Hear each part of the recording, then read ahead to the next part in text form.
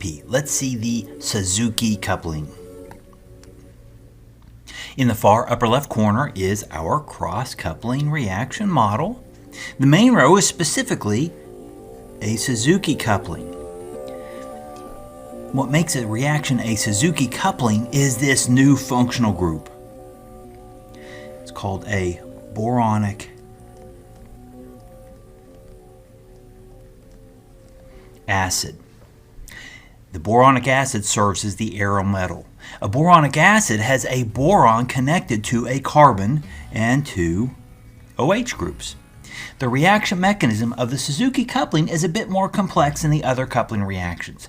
Under the reaction arrow, you may see different bases, like sodium hydroxide